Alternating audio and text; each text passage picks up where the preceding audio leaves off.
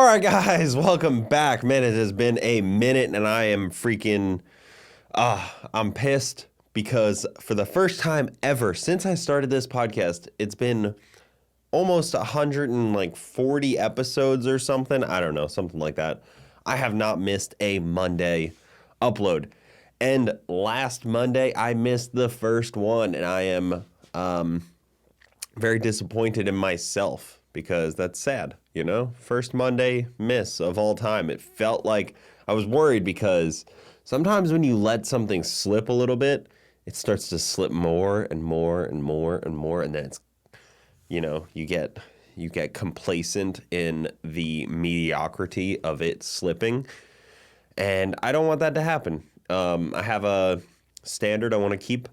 Monday episodes going, and I've been sick, so guests, that's kind of been, I don't want to have a guest in here sick. I couldn't really talk because I've been very congested sounding, so even now, like, I probably don't sound great. I probably sound like a Muppet or something, so that's been upsetting, but I'm back, so Monday episode is back. I've been, I did work on my car a little bit. Some of you guys may be surprised. I do sometimes work on my car. I had to do some welding, all kinds of good stuff. But the other day, I was actually so sick, not like so sick where I really needed it, but my neighbor came over and gave me an IV. So he's a doctor. Don't worry, he is a doctor.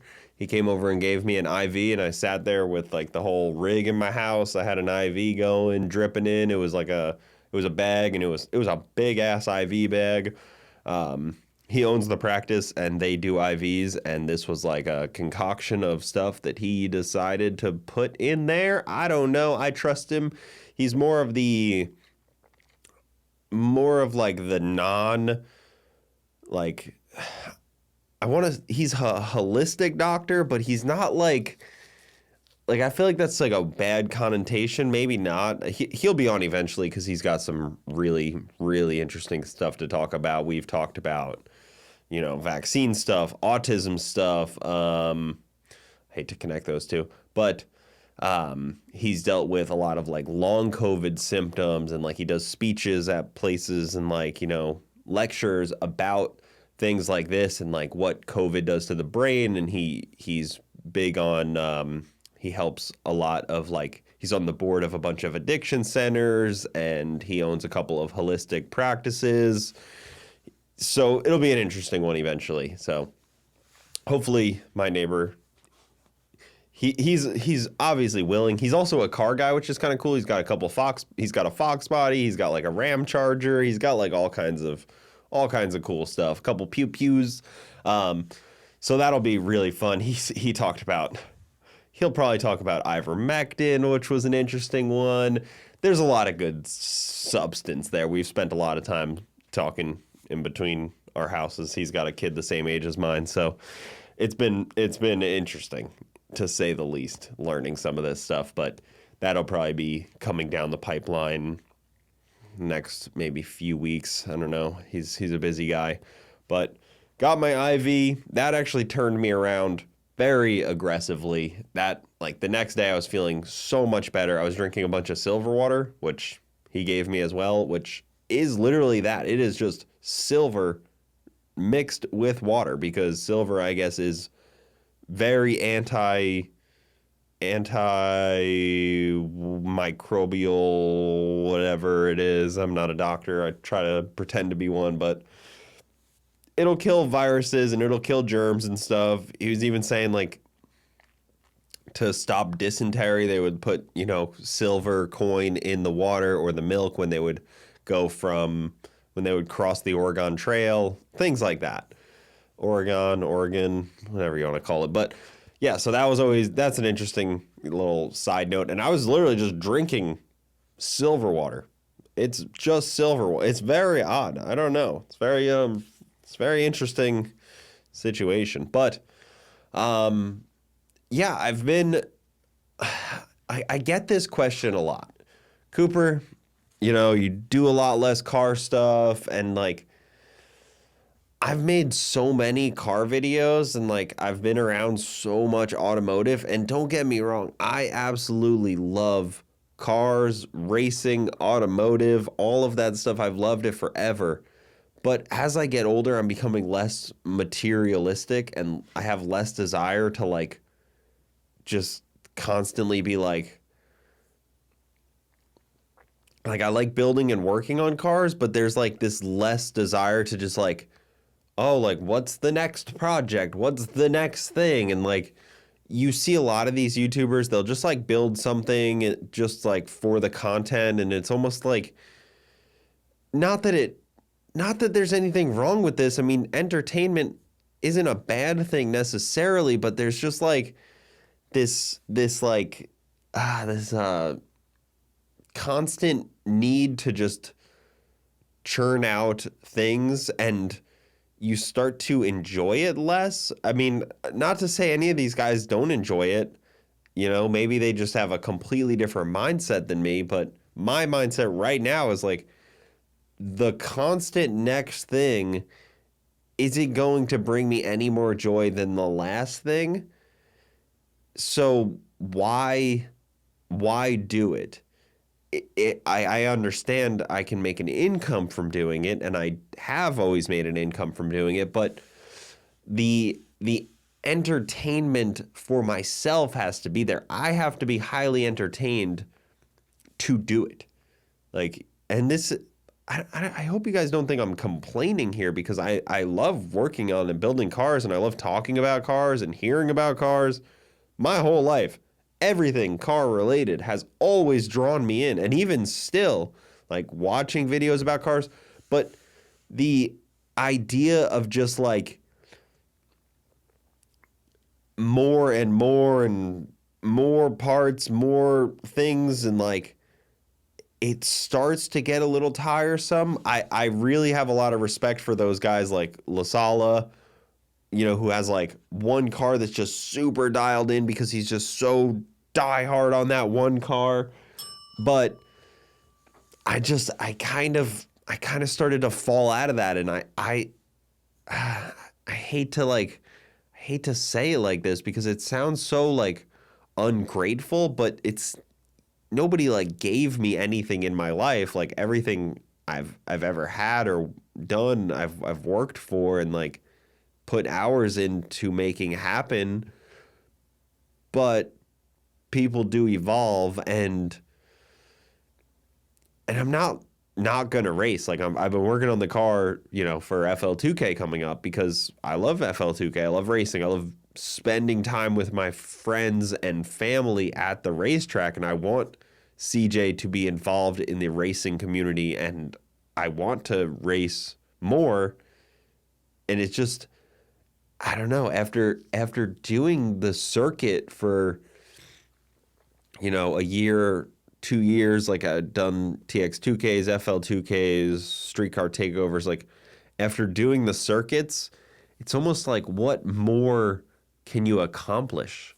What like, you know, Jay from RS Garage, formerly Real Street, was on talking about like chasing the dragon, and that's it. Like it's an addiction, and you're just chasing the dragon. And I've never had an addictive personality, so maybe that's why like I can enjoy it and then kind of just be like, yeah, that's great. And like in the moment, it's really, really fun, but not doing it doesn't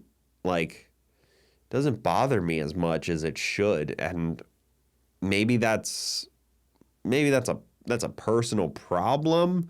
But again, like I would recommend everyone to drag race. I would recommend everyone, like if you have a inkling of an idea of like a hobby you want to do, go chase that hobby.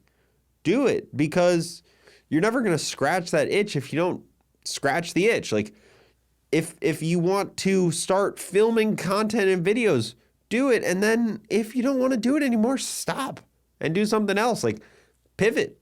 And I'm not pivoting from drag racing. I feel like I keep like trying to like, you know, instill that in myself, because it is true. I have no desire to not race the Camaro this year at Bradenton. I have 1000% desire to do that. And that's the plan. That is what we are going to do. I'm going to load up come October and go to FL2K. But I try to avoid being materialistic, and that sounds super corny, but it is an important thing. And, you know, you read like the Bible, you read like Meditations by Marcus Aurelius, a couple things that I've been trying to read more of lately. They are pretty much this same kind of philosophy. Like Marcus Aurelius says, like, love something enough to basically get it, but don't love it too much where if it went away, you would, you know, feel horrible about it. And that's the mentality you should have with materialistic items. Like, if it all disappeared tomorrow, you should be okay. Like, yes, it's financially painful when that stuff happens, but you have to kind of be not as materialistic, and that's a goal I'm pushing towards. My whole life I've been like shiny object, like what's the next thing? Like I need to, you know, get this thing. And, you know, maybe since I've had a kid, it's a little different. I'm more focused on like him being happy and healthy and having the things that he needs. But even that, like, I fall into the same boat with him where we will buy things and I'm just thinking like, we don't need this. We do not need this junk. Like, it's more junk. It's more, my dad used to always say, it's something more for the landfill. Like, it's just, and that's not even an environmental take. That's just like, there's a sadness I have to that of like something was made and within not even a year of it being made, potentially, it's already in the landfill. That's just like insane consumerism that just is rampant in all of us and is forced into us at such a young age. Even like I think about like my textbooks in high school, they were going through textbooks every year, every 2-3 years in my high school. Why is an English textbook or a history textbook or a math textbook changing so much that like it should be like a 5-year thing at most, maybe 8-year thing for some of these, not constantly getting new history books? Like, I get it. Okay, you wanted to add, you know, I was in high school, like Obama era. So, okay, you wanted to add Obama to the yearbook. I get it. I went to a very liberal school. They wanted to add, they wanted to add the president to it. They wanted to kind of squash George Bush a little bit. It's fair. Kind of agree with that. And add Obama, you know, maybe pad Clinton a little bit more. I get it. They were trying to add that stuff, but we didn't even get to those pages. Like, we were spent like 6 months, I think, in history on FDR. And that wasn't even World War II. That was just FDR. Getting on a history rant already. Talking about a textbook brought me to a history rant. It doesn't take much for me to get fired up on some history, especially what I learned in high school, because I have very vivid memories from high school, and so much of it frustrates me because so much of it is like teaching history through a lens that you need to like they'll teach history through a lens where when you see things in the modern day, you immediately connect it in your brain to something in history you saw that makes you think one way. So if they constantly tell you, like, you know, the New Deal, FDR's New Deal, like helping like printing money, taking us off the gold standard, like these kind of things where it's like, you know, like what he did was so helpful. It was amazing. He made all these regulations for businesses. He was a champion for the people. Like minimum wages were raised, housing prices were brought down, and it all sounds good when you say it like that and you teach it like that. So you immediately in your brain you think FDR good, FDR New Deal policies good. FDR got us out of the Great Depression with New Deal policies, and then your brain, without you even realizing, connects you right back to those policies good. Those policies help Americans good. Without even realizing that that was just ingrained into you. I look around at so many people that support a lot of these same policies that even now some like it's like a whisper of like they were bad policies, and you're starting to see it more, but it's pretty well known, but people don't talk about it. They taught me in 2012 that those were the right policies. They were the only policies that would have worked at the time. The only thing that would have worked at the time was FDR coming in for 8 years and strangling the U.S. economy to do what he wanted it to do. And then he saved us from the Great Depression. And then he saved us from World War II by getting us involved in World War II. I think I did this last time I did a solo episode. Guys, I'm sorry. I get so fired up with history and the way it's taught. And I start to think about my son and how he's going to be taught history, and even how he's going to be taught history that I'm living through right now. It worries me a little bit, and like maybe his son. So like God willing, my son has another son, you know, and the lineage keeps going. So we're talking like 2100. No more history textbook. The U.S. dollar's collapsed. Britain has been taken over. It is no longer Britain anymore. It's now just Middle East. In the year 2100 here. And I'm imagining how he's going to be taught some of these things. And maybe that's completely paranoid.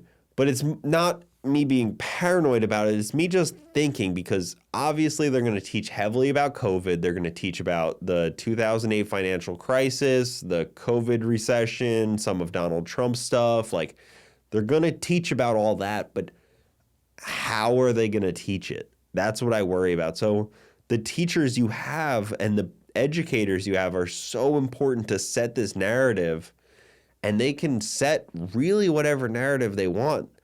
When I think about high school, like everyone was super naive to go against a history teacher, you know, like they had it right, and they were using their history knowledge to tell you what to do in the future. Anybody who's in my history class would know me and my history teacher fought all the time. Almost every day we would have a disagreement on something. And I don't remember what they were about. I mean, it was just always something, probably because she was such a bleeding heart liberal. And that's crazy to me as well, because like the more history I learn, the more I'm a libertarian, the more I'm anti-government. Somehow the more history she learned, she became more pro-big government. I don't know how that's possible. I figured that was the opposite, honestly. It doesn't make sense to me. And then I think about like later history teachers I had. Like I had one that was very likely anti-government. Now that I think back, you know, in the moment he was pretty unbiased, probably because he was one of the smarter people I've ever encountered, and he was basically able to give these long, like 45-minute just lectures off the top of his head of history that were just unreal to listen to. He was very, very good at that, and they weren't rehearsed, because you would ask him a question and he would like able to somehow tangent off and back in. And unfortunately, he got, he was out of shape and he was walking with a cane, and I guess later he got fired for, smoking marijuana on campus. The guy was like, I think he was actually fell asleep in his car smoking marijuana on campus. Regardless, come on. Like, he was the best teacher. He was one of the best teachers at that school. Let him do what he wants. He wasn't hurting anyone. He was perfectly, perfectly fine. Maybe that's not right. Maybe I, now as a father, would be mad if I heard one of my son's teachers were like smoking weed on, like, if they called me and said, hey, Mr. Bogetti, we found your son's teacher, like, using illegal drugs on campus. I'd be like, okay, was he sharing them with my son? No, he was just using them. Okay, this doesn't seem like it concerns me. Like, is he a good teacher? Does he teach the students well? Yeah, he's one of our best teachers. Okay, well, let him. He's not hurting anyone. Let him get back to school. I don't know. But even that, I start to think about what we didn't learn, and sometimes I start to think it's malicious. Like, were they keeping me dumb and fat on purpose? Is that their goal, to keep all the children of the world dumb and fat? That's a sad reality if that's true. It's very possible that the goal of East Hampton High School was to keep everybody dumb and fat. It worked for me. I left dumb for sure. Man, maybe a lot of people did. It's so hard to know. I would love to.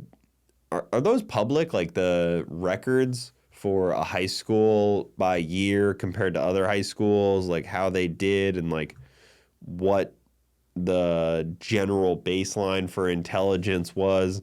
I spent one whole half of the year suspended, kicked out of school anyways, so I really only got 3.5 years out of high school. So I missed one whole thing where I had to not go into school because I wasn't allowed. So that's a whole story in itself, but that was unfortunate. I had to go, like, I used to have to take like $1 bus to like an hour away to some random library and sit there and learn one-on-one because I wasn't allowed in school. So dumb. It was a nonviolent offense, just so everybody knows. I'll talk about it one other day. But now I start to think, like, how do you make sure that your son or daughter has the morals and education that you feel are important? Because that was one thing. My parents are awesome parents, but they didn't educate us outside of school, mostly because, like, they're a different generation where they trusted the school systems to educate us the correct way, what we needed to know. They're like, well, there's homework. He doesn't seem like he needs me to sit down and educate him more. And they weren't well educated either. Like, they didn't really like read. They kept up with the news, but everybody did that, I assume. So it was hard to think that they would educate us outside of school. But now I think about that so much more because I try to read. I try to keep up with my higher education. It's not really higher education. It's more just me reading conspiracy theories on the internet, thinking I'm higher educated somehow. But that's a side note. I watch a lot of documentaries as well. I watch a lot of like live action documentaries and history podcasts and all kinds of things like that. I try to keep my education going. And I think a lot of people in my parents' generation didn't keep it going, but I think there wasn't as much. Once you got out of school, it was kind of like, okay, well, I can watch 60 Minutes and they'll give me a little bit here and there. but it's current events and some not. But now we have YouTube where people are making these hour documentaries on obscure topics you've never even thought of, or revisiting history you learned through a different lens. So you start to kind of, maybe it's just me, that I have like this longing for more education that I didn't get. And I have like, lately it's been getting really bad where I have such a deep urge for education that I will go down these long rabbit holes and start like reading tons of things, watching videos, clips, like old videos. I've been like try to watch like things from like that are like 80 years old or older, you know, like even like things that are from like the 40s, 50s, like old videos. I try to watch those because it's so different to actually hear a speech that happened back then versus like read the context of it now. Some of like Ron Paul's old stuff, some old presidential stuff is really nice to read. Again, like FDR, like listening to his original stuff. Some of the Richard Nixon stuff. There's some tapes from Richard Nixon that are just wild to listen to because he just had everything. Everything Richard Nixon did was recorded on audio. There's like 400 hours of audio recording of him. There's more recording of Nixon than most podcasters now. I don't know how they somehow managed that, but there's a lot of that, and it's on the internet. And he said a lot of hilarious things when you look back at them through the lens of now. And that's the other flip side. I understand with history, they didn't have the knowledge that I have now. Yeah, I got all the knowledge now. They just didn't know. It's so easy to know, you know, oh, well, Vietnam was stupid. Like, yeah, everybody knew at the time, it seemed like. Maybe that's a bad example, but it's so easy to know some of these decisions were bad now, looking at them with a 100-year-old view, like looking back 100 years from now. It's pretty easy to know because we have all the info from different countries, different history books, and all kinds of things. So I don't fault them too much for that. Some people were just morally corrupt, and that's a common theme even now. I think that's that might be the theme of like 1900 to like 2100, hopefully. Somewhere around there. It's just morally corrupt. And that's a global theme, I want to say. Maybe not right to say global theme, but it's a theme. That's a worry that I constantly have is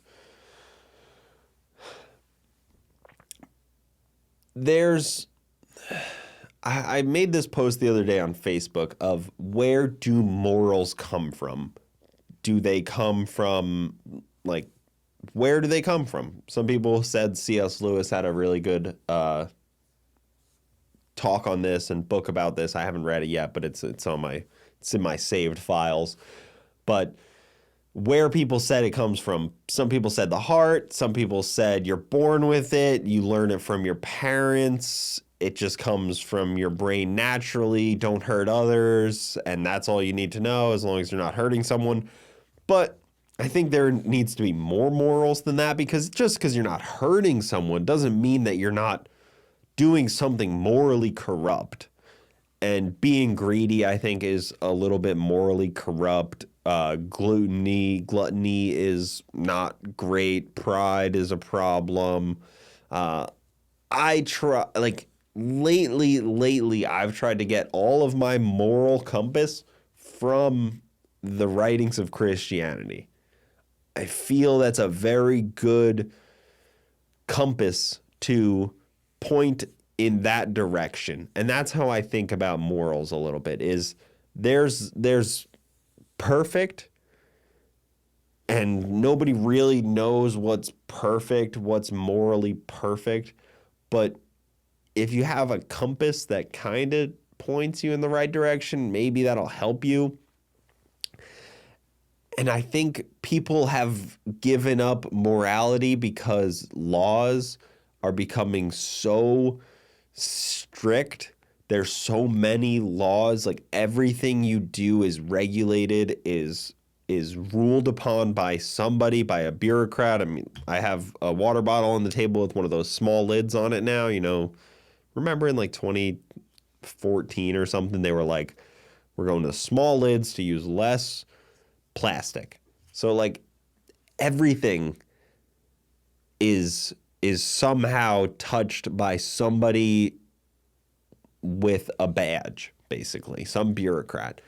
So that feels to me that took some morality off the shoulders of the average person. The average person now doesn't have to have the moral of like, well, I shouldn't be wasteful because somebody's worrying about it for me.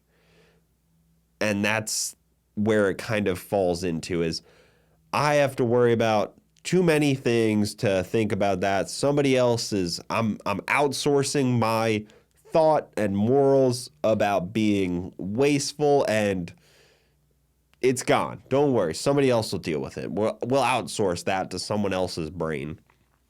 And then you end up with a society that's just kind of like playing, what do they call that? Twister, trying not to break laws. And they may not realize, but they're all breaking laws. You're everyone listening to this is going to break a law today, is going to do something illegal, potentially a felony, and you won't even realize it.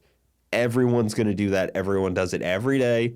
You don't even think about it. It's just the natural state of the U.S. government right now that you will break a law. So you almost trade that out for morality because if you just work within these confines, you're a moral person, but morality and the law don't really share the same Venn diagram. They don't overlap fully. If we were fully moral, like if we had all morality, everybody was moral people, maybe Mormons, I don't know, they seem pretty moral, like they don't, maybe their morals aren't perfect, but they seem to follow the writings pretty well without needing laws. If everybody was just on that side of things, and now I'm not saying like everybody needs to like be a follower of Christianity, you can be moral without the need of a higher power, but for many it helps being that guiding light. For me, I like it. I like going to church on Sundays. I like hearing the scripture. I like the stories. I like believing that we ascend into heaven to be with our maker. I prefer to have that belief over the belief of the atheist, which is the church of nothing. I fully believe that atheists, and I've said to myself that I am an atheist before because I've felt very far away from the Lord, and it's a sad place to be because you will always replace that with something. My belief is you always replace God with something, and people that don't have God tend to replace him with like money or some kind of vice like alcohol or gambling or even like nothing. Like some people hold the church of nothing to a higher regard than if they were just like Muslims or Christians. And I tend to not really have much problem with Muslims. They at least, like, I've been meaning to read the Quran as well because it appears to be an interesting book. Muslims and Christianity cross over pretty heavily. They recognize Jesus. I've gone down this rabbit hole as well. Muslims recognize Jesus as a great prophet, a healer, but they recognize that the Bible was edited too much over time, so the Quran is the final word of Jesus. I don't believe that with my Christianity beliefs that it's the final word, but it is very interesting that they basically assume that it's the third and final book. You know, you have the Torah, then you have the Bible, then you have the Quran. That's how they see it. And that's a tangent in itself, but it's very interesting read to understand what Muslims believe in the Quran. And that's the other flip side of things. You can't not think that you have to understand somebody's beliefs, because why do you have to understand their beliefs? It's best to understand everybody's beliefs before casting any judgment. And that's a situation I used to fall into in my youth, and I feel horrible for some of the dumb things I used to think. Like in my youth, I was against Obama when he was running, but I was against him because I thought we needed somebody like Mitt Romney or John McCain to come in there and be strong on the Middle East. My propagandized brain thought the Middle East was going to hop on boats and planes and come invade the U.S. because we weren't fighting them. And now my adult brain realizes that because we were fighting them, they hopped on planes and boats and came here and Europe. It really didn't work out that well, actually, it turns out. It's kind of a crazy thing that we thought that was necessary to spend trillions of dollars doing things that just don't make sense. I don't think anybody can make sense of it. You talk to somebody that's like 50 years old and you're like, why did you support that?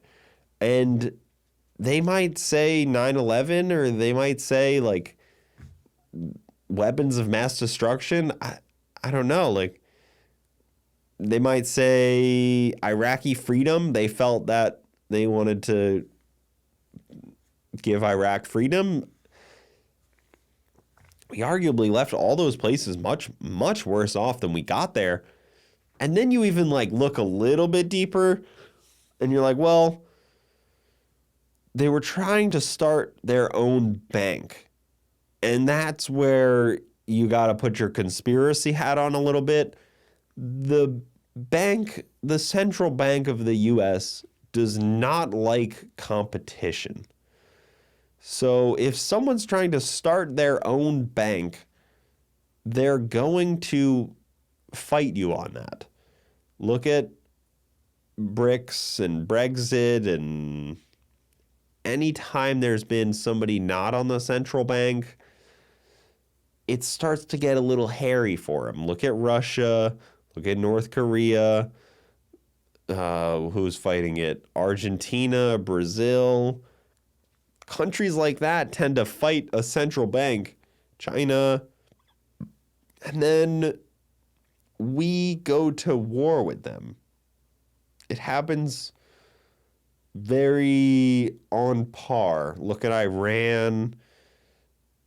It's how it works.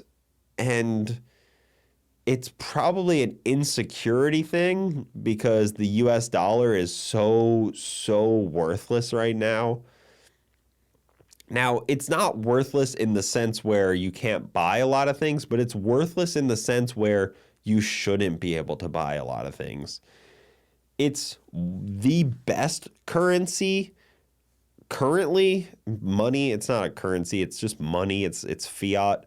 It's the best. I've went down, since I've gotten sick, I've went down the deepest of deep educational rabbit hole of my life on money, currency, the Federal Reserve, the Treasury, and how it all works. The gold standard, I could tell you more than probably most about inflation, debt, gold standard, T-bills, Treasury, Fed, everything you want to know about that stuff.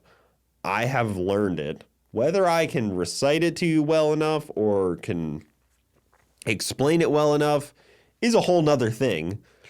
But I want to support the bill that Thomas Massie put in Congress that says end the Fed. And it is a bill that Ron Paul originally tried and did not work because the Federal Reserve is more powerful than the U.S. government. Kind of. But it did not work. And now the bill is back. And I try to push it, but I obviously don't see it happening, but I think it's important that it's floated out. I think some more aggressive ones need to float out. How it would end, I don't know, but they don't help us. There should not, we live in a free market economy. Allegedly, we are supposed to live in a free market, but you have somebody in charge that can adjust how much money is in the market. They just add money. They don't take money out. So if you, in 1971, if you had $100, it's now only worth like $1. You know, Richard Nixon took us off the gold standard in August 15th, 1971. Then we just slowly depleted what we had. So it was linked at $35 for, you know, a piece, like gold was, you know, $35 an ounce, and it was linked to U.S. currency. We had U.S. dollars and gold linked-ish. They weren't perfectly linked. It was the Bretton Woods agreement where they were linked, and other countries would use our currency as their currency of trade because it was so strong. There was gold, and if you wanted your gold, you just had to bring your money into the U.S. and bring it to the Fed and get your gold.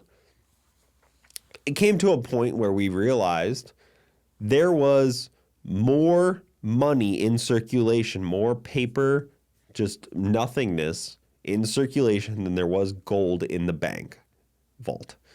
So when countries realized this, they said, we should probably get our gold because we have this stack of cash. They would have stacks of cash and they'd be like, we should probably have the gold, right? I mean, if you had $1,000 worth of cash in your pocket and you could go get gold from the bank, would you not rather hold the gold? I would way rather have that. It's real. It's been a currency for 8,000 years. The Romans used gold. The Egyptians used gold. The Vatican holds gold still because that's what they know of as a currency because they've been around long enough to see the rise and fall of currencies.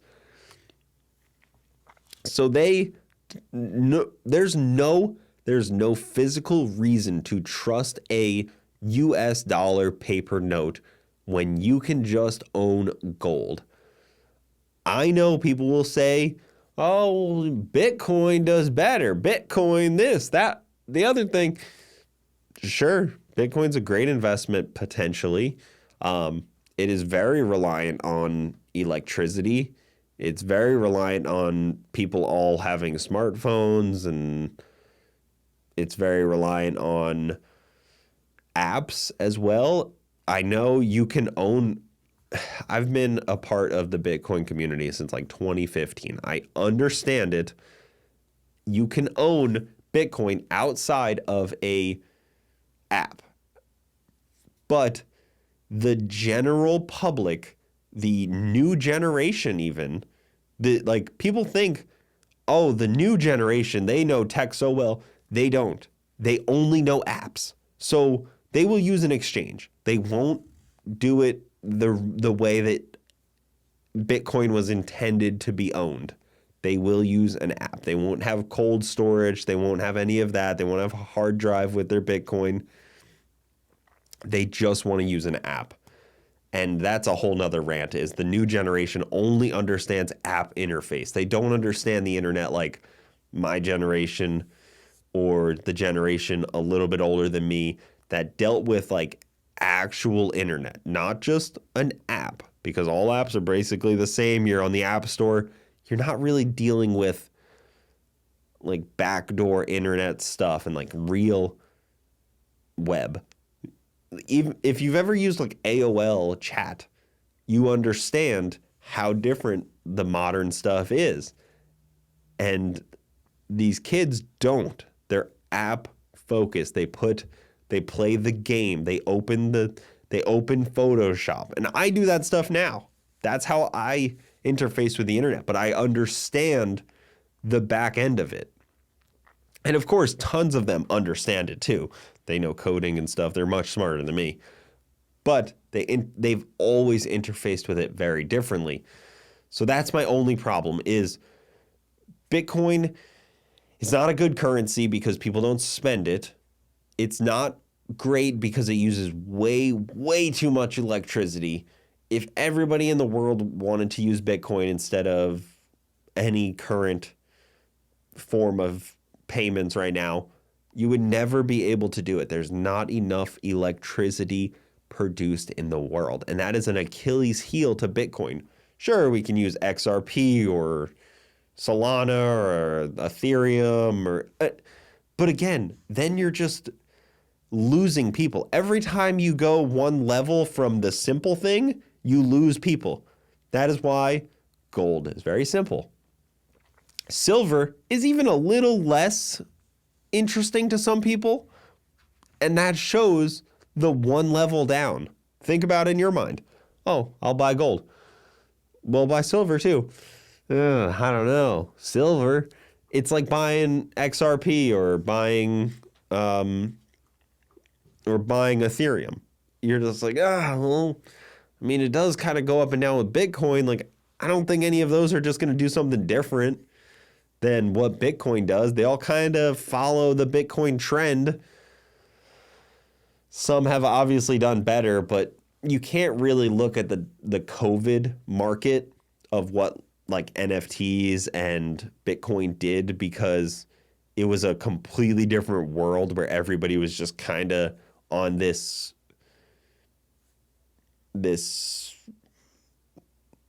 like hyper crypto, hyper online. It was hyper online world.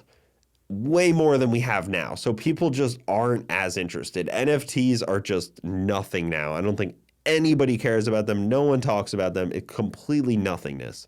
So you can't think about that old market where people were stuck at home, where people had cash in their pocket. Somehow everybody had money. You can't really compare that to now. Now, all of these coins are kind of just like, okay, well, there's like a couple of good ones. XRP just won their SEC deal. But even that, it's unsure of how it's going to work because they're trying to regulate it. And I know, not to get too political here, RFK is big on the Bitcoin. He's talked about it. He just endorsed Trump and he's going to be on Trump's team. He's a big crypto supporter. And I really support crypto existing and people being involved in it. I just don't, I see too many problems. Even the speed at which a transaction can take place is a little slow with like the true way that Bitcoin was set up. So I have my worries. And of course, gold's not fast. Gold is not fast moving, but you hold it. You don't need any electricity. You don't need to explain it to anyone. It is like this intrinsic thing. They cannot create more gold. This sounds like an ad for gold. Go to the link in the description to use my code. But they cannot create more of it. It comes from when a sun explodes, goes supernova or whatever. They're not creating more of it. They can fish it out of the ocean or dig it up, but all of those cost money. So There's no easy way to make it. That is how inflation currently is happening, because the US government only produces one thing, and that is paper money, or on a spreadsheet, numbers for a bank. They don't really produce anything that they can sell to you besides flooding the market with money, with just paper currency. It's not even really paper currency, so it's even easier for them to make. They just basically do it in the middle of the night with like a click of a button. So if a president walks in tomorrow and says, I want to add, I want to give everybody a free house, they'll just print money. They just will make it out of thin air. And then when there's more of something, it is less valuable. That's just how it works. And when you make more of something, you're going to make it less valuable. So once you can, even anytime somebody says it's a gold-backed currency, I don't even buy into that, because the second you say that, some politician's going to be greedy and distrustful because they can print more. They don't have to be honest with you. Even again, back to FDR, he made it illegal for U.S. citizens to hold gold themselves. You had to bring it to the bank and they would give you cash. And guess what? They took more gold than they gave you cash worth, because they set the price. And people did it. People actually did it so that the U.S. government could have more gold so they could print more money. That was their only goal, was to print more money to help recover from the Great Depression and hopefully not go into as much debt when they finally started in World War II, because we had a bunch of debt coming off World War I that we had to pay off, and we were hoping not to have to do it again. Even the Civil War, we had a bunch of debt, but we owed a bunch of money to France or something, and we had to pay off that debt. So the hope was not as much debt from World War II. So they confiscated the gold from the free American people, and people did it. It's so sad to think some of our ancestors, not even that long ago, willingly gave up the only hard asset currency to the federal government. Just let that sink in for a second. It's absolute, and I could rant about this forever, because I am so passionate that the US dollar is going to crash, and it's going to be replaced by something. Something is going to replace the US dollar. Look it up. Look up how long, on average, a fiat currency lasts. 40 years-ish. Some, like the current one's 40 years, but in the past only like 17 years. Not long. 200 plus currencies have collapsed. All of them. Even like in 96, even recently, the British pound, they replaced it. It collapsed. India replaced theirs in like the 80s or 90s or something. Like, it's not a long thing. These don't last very long because the countries just run them into the ground and they become worth nothing. If you look at places like the Weimar Republic, which we don't learn about in high school again, all of a sudden you realize what happens. So a quick, brief Weimar Republic, they were in so much debt after World War I that they decided to print bigger bills to start paying off the debt. So the U.S. actually thought about doing this. They talked about it in 2008 and 2012, and I think they talked about it again during 2020, that they were going to mint $1 trillion coins and pay off the debt like that. a coin that said it was worth $1 trillion. They were going to pay off the debt with those coins. That's how they would, that's what they were talking about. To pay for things that they wanted to do, like free healthcare, free education, free food for everyone. They would just print a coin, and the U.S. can do this. They could just print a $1 billion bill and pay for whatever they want. But the this is on Wikipedia. Look at the $1 trillion coin. And there's a write-up about people actually thinking this was a good idea. And it happened in the Weimar Republic, where they were printing so like bigger and bigger bills. Within 3 years, they were printing like $1 bills to buy a loaf of bread. And then within 3 years, they were printing like $1 trillion bills, and people were just using stacks of them to buy bread. And you would get paid, and you would have to run to the store, because that's how quickly your currency was getting devalued. You would have to run because the inflation was going so quickly. And there's other stories of hyperinflation like this. And they're obviously all very different because the US dollar is so powerful. And that's why we're so protective of like other countries trying to start their own currency. Because if you do that, all of a sudden, the US dollar doesn't look so good. And if any of these countries if any people, I don't know how that works, if that could legally happen, but if we owe money to another country, or mostly like private banks or individual people, I don't think they could ask for it in different currency. I don't think they could ask for it in gold, but we owe them US dollars. So we could just hyperinflate our money down to nothing and give them all US dollars, all these worthless, basically paper nothingness, and suddenly we don't owe debt anymore. We would just be debt free because we just printed ourselves away, all while destroying the American people. And very quickly, nobody would want the US dollar.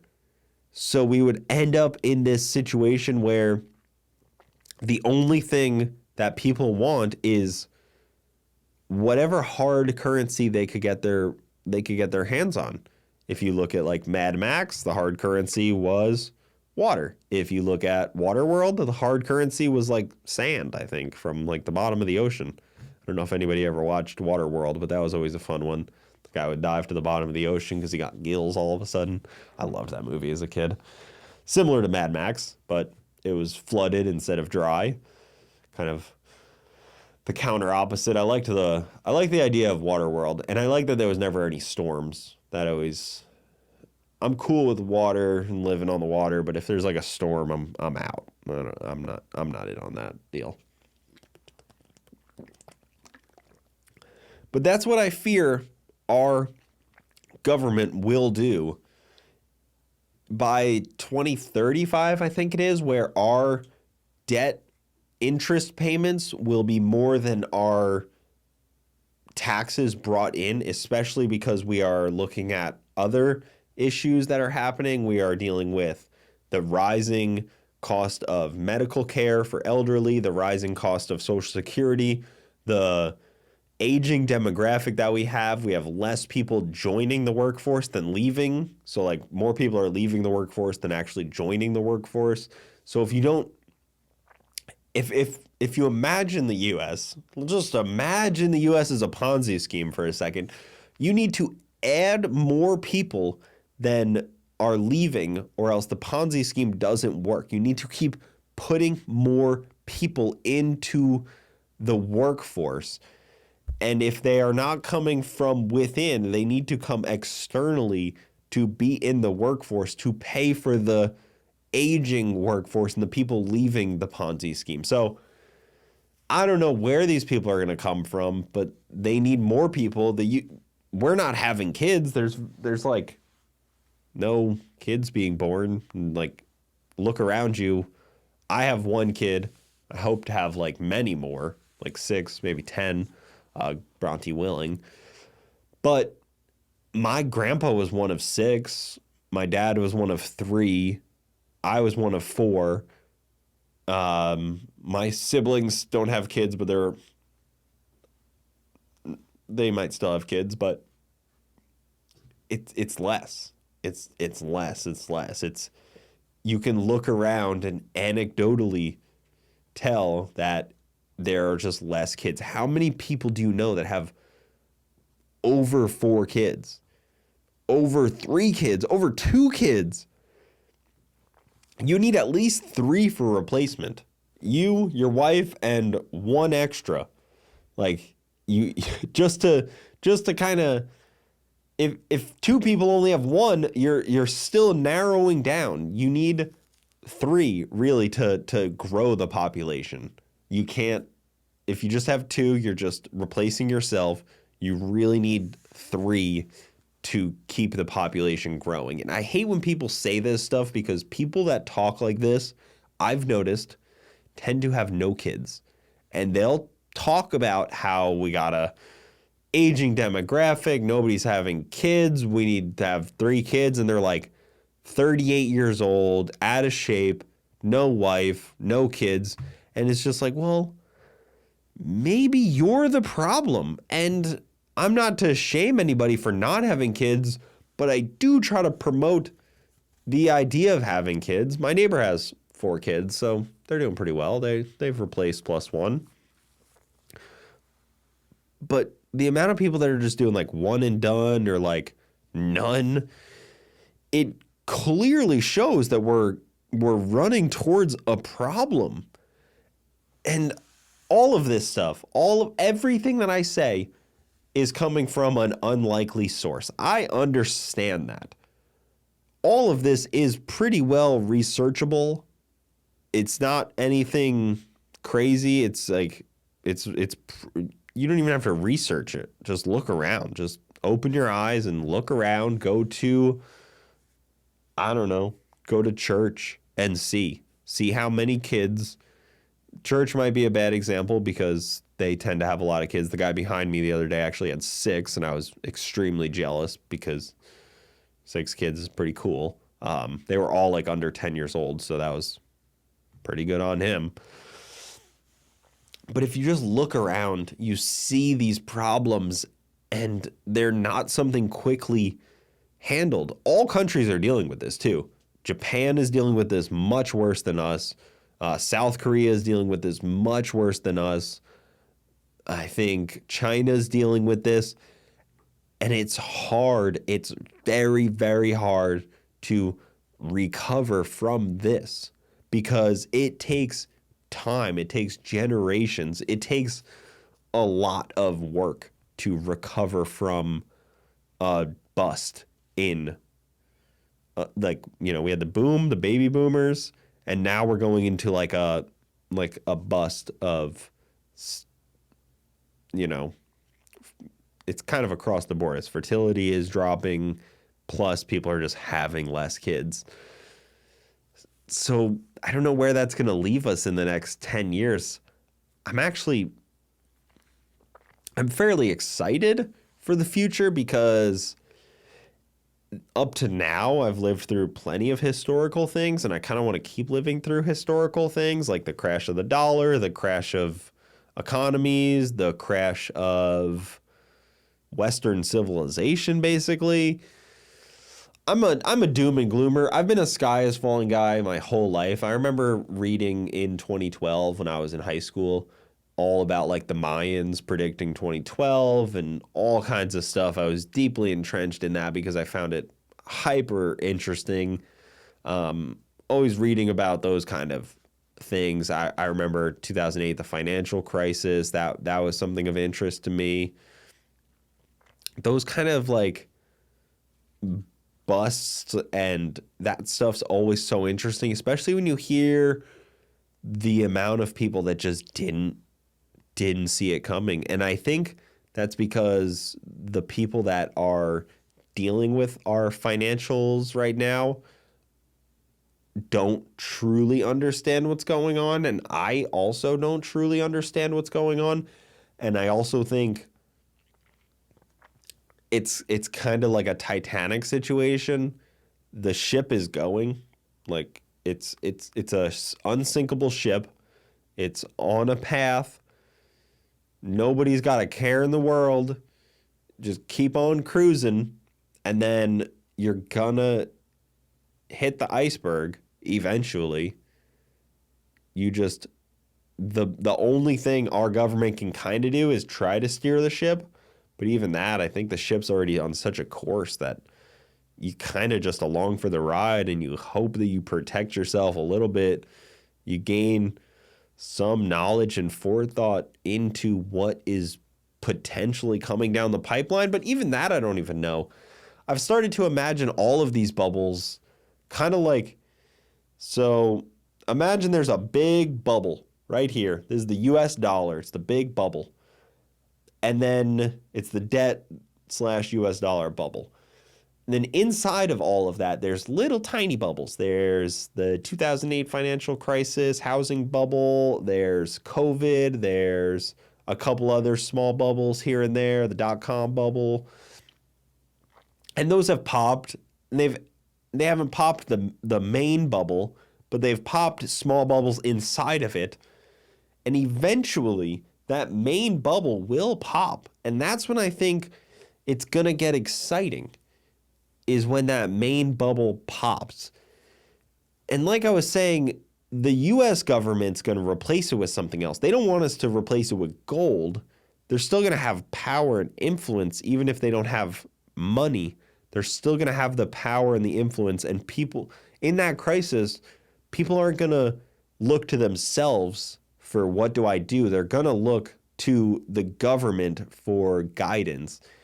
And I think that's when we might see a central bank digital currency where it's a cryptocurrency. It's blockchain, but somebody controls it. And I think that's what I know a lot of you guys are going to say, yeah, the new world order, World Economic Forum, Klaus Schwab, all this stuff. I understand that.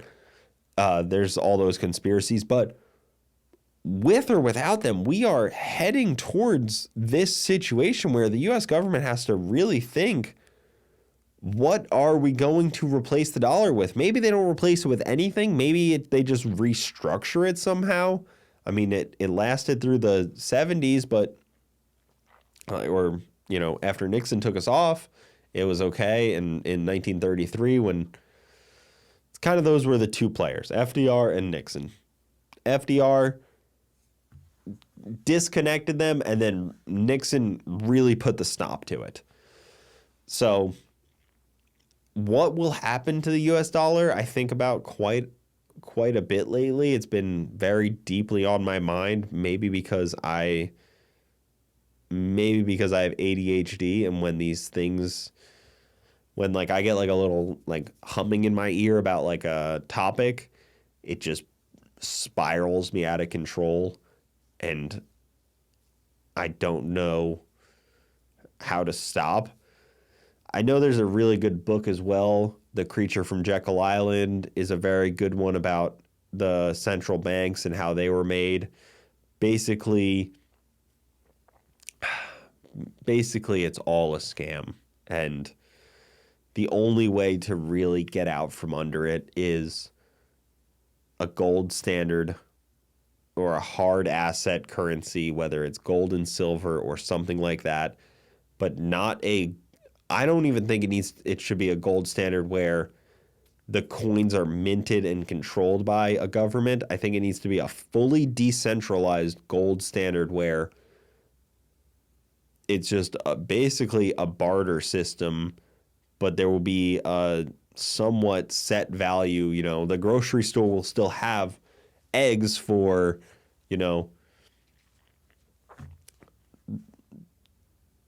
maybe, I don't know, what would it be, like a quarter ounce or a fifth of an ounce, no, a fifth of a gram of gold, say, or, 1 ounce of silver. I don't know, something like that. I don't know what the exchange rate is. I can't think of it offhand, but you would just buy things like that. Like it would buy, It would be by grams and ounces. As funny as that sounds, but that's how prices would be set. And if in a true free market, it would work fine. Right now, they set their prices based off of US dollars. It would be the same thing. They would just set their price based off of weight of gold, of this very rare resource that people actually care to get. And then when you start thinking about the problems it would solve, I wrote some down because I was thinking about this the other day. And if you just switch to gold, the amount of things that the government suddenly won't be able to do is immense. The tax system would have to change because it would be gold-based. There would be basically no more class imbalance. Like, there wouldn't be just these multi billionaires, because the stock market wouldn't be the same. It wouldn't be, booming like it is. They would have to give up a lot of they would have to spend gold on the things that they want. They wouldn't just be able to have this like inflated nothingness number. They don't have money sitting in an account, so it's just nothing. They would have to actually use it. Labor would be more valuable. Right now, banking is more valuable because it can make more money, but suddenly it would go back to laboring jobs being worth more because you would suddenly have to pay them in like a real thing. So you wouldn't be able to do that. Debt, you would not be able to loan money like we do right now. Right now they do something called fractional reserve banking, where banks basically hold 10% of the money and they loan out the rest.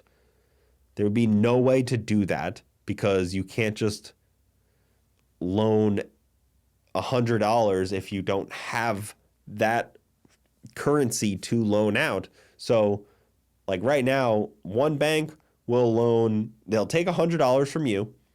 They'll loan $100 to the bank next door to them, and they'll only keep or they'll loan $90, they'll keep like $10. Then that next bank will loan $80 and keep $10, and it'll just keep going. And we have these trillions of dollars that are just loaned out endlessly. There's not enough money to pay back all of the debt in US dollars. So it'll fix that system. That system will go away. There will be no more fractional reserve banking if people are actually firm on gold. War, you won't be able to just print money to go fight a war in the Middle East or in Ukraine or in Israel or in Russia. You won't just be able to print endless money to do that. You will actually have to put a currency down that is real and actually pay for something with real money. You don't just get to say, oh, well, we went over budget. Oops. No, it doesn't work like that. This is all the money you have. It's like if you were a kid and you had $100 to go spend or $10 to go spend at the ice cream shop. You don't just be like, well, I spent 15. Well, no, you only had $10, so it doesn't work that way. So it would fix that. People would be less greedy. The government would be less greedy. It just seems to make sense. Inflation is gone. At least inflation created by the federal government is gone. They can't just make more money and devalue your currency. House prices didn't go up. Currency got worse. Yes, house prices on paper went up, but the currency just got far worse. And I could just keep going, guys. There's so much interest in the gold standard. Gold money. Not a gold standard, not gold backed, because that will always be corrupt by corrupt and immoral people, but actual gold standard. Actual gold in our pockets. That is what I dream of for the future. But if I know my fellow Americans well enough, we're all going to get tricked into a central bank digital currency. All of us. And I'm going to have to get on board, or else I'm going to have to go live on the mountains, and then the ATF will come shoot my dog or something. So that'll do it, guys. Thank you so much for watching. Hope you enjoyed it. Let me know what you guys think. I'm always perfectly willing to be the craziest person in the room, and I'll happily do that in my padded room with my straitjacket on. But thank you guys so much for watching. Keep it saucy. I'll see you next time.